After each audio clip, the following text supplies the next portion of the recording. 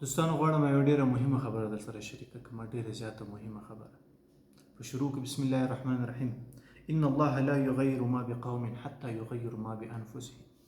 خدای تعالی وایي زه به د هیڅ قوم حالت بدل نه کړم تر څو دوی د خپل ځان حالت بدل نه کړي. زه وینم تقریبا له کلونو راهیسې په دا سوشل میډیا کې وینم زموږ داسې علما کرام اکثر یې همیشه د دعاګانو فرمایش ورکوي، همیشه اکثر د فقط د اذکارو فرمایش ورکوي. هیڅوک نه وایي چې څنګه له فقره ځان خلاص کو، څنګه له لوږې ځان خلاص کو، څنګه کار وکړو، څنګه یو مسلک زده کړو، څنګه یو کسب زده کړو. ته نه په دعا به څه وشي؟ ځکه دا د خدای تعالی قول ده چې زه د هیڅ حالت نه بدلوم الا چې دی په خپله د ځان حالت بدل نه کړي. نو زه له هغو علما کرامو نه مې ډېره زیاته ګیله دا کېږي چې په ځای د دې چې ته اول راسې ده ته دعا زده کړي، ده ته وایي چې وروره ته پیدا دې څه دپاره یې، فقط دعا ده. که په دعا کېږي زه به دلته کښېنم تر سهاره پورې، یا ته کښېنئ چې ته همدغه ځای ته رسېدلی یې، عالم صاحب، مولوي صاحب یا هر څوک چې دا ویډیو ګوري، آیا په دعا ته نه رسېدلی؟ که دې هڅه هم کړې نو د ما هدف دا ده، زه ډېر سخت خفه شم کله کله دغه ګورم چې زموږ جامعه ورځ تر بلې د تنبلۍ طرف ته روانه ده، ورځ تر بلې د فقط هغه یو خرافاتي حالت ته روانه ده چې ګواکې هر څه په خبرو کېږي، هر څه په دعا کېږي. زه دا نه وایم چې دعا باندې هیڅ نه کېږي، لیکن بې عمله دعا به کله قبوله شي؟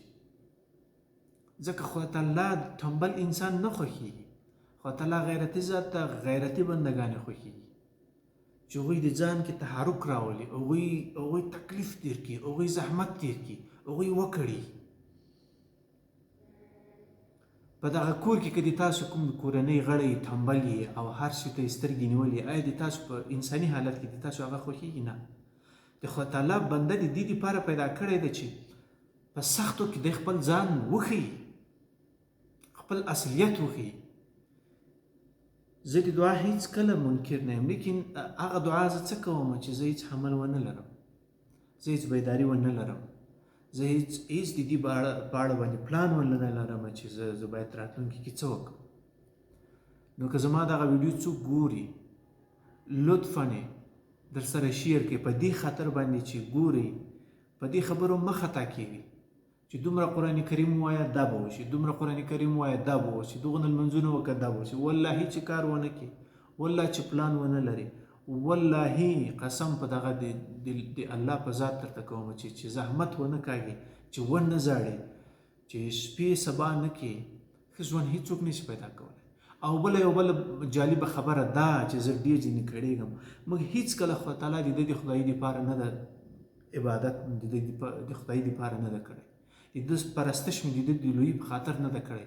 همیشه غوښتنې لرم، همیشه بلا والي، بس د ځان دپاره د عبادت کړی ده، د ځان د لاس د دنیا د معادیاتو په خاطر د لاسته راوړنو مې د ده عبادت کړی ده. یو شمېر کسان نه ښیم، استثناءات زه بیخي نه وایم.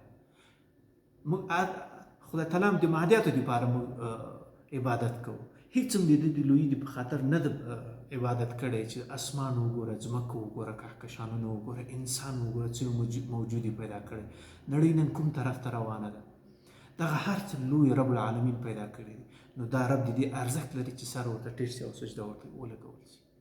بس خدایه دا وکړي، خدایه خیر دا یو موټر راکړه، خیر دا کار چې مې اوس سړی پلان جوړ کړه، هدف جوړ کړه، هدف ولره. واقعا ډېر خفه کېږم زه اکثره وخت په تاسې د ما دا خبره بده ونه لګي کله چې دغه علما کرام ګورم او چې دا دعا وکړه دا دعا، سړیه لږ خو د کار په باره کې ورته ووایه، لږ خو د هڅې منډې تړلې په باره کې ورته ووایه، څه به وشي ته نه په دعا باندې؟ که دا زه تر سهاره زه لمونځونه وکړم څه به وشي؟ خدای تعالی وایي چې ته حرکت وکړه زه برکت در سره کوم. نو لطفا د ما دغه ویډیو علما کرامو ته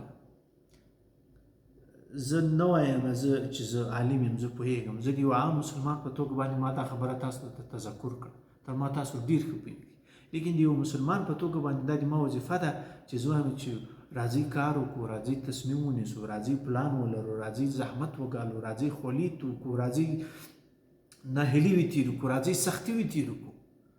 هیڅ شی په ژوند کې اسانه نه دی، هیڅ شی. سلام علیکم.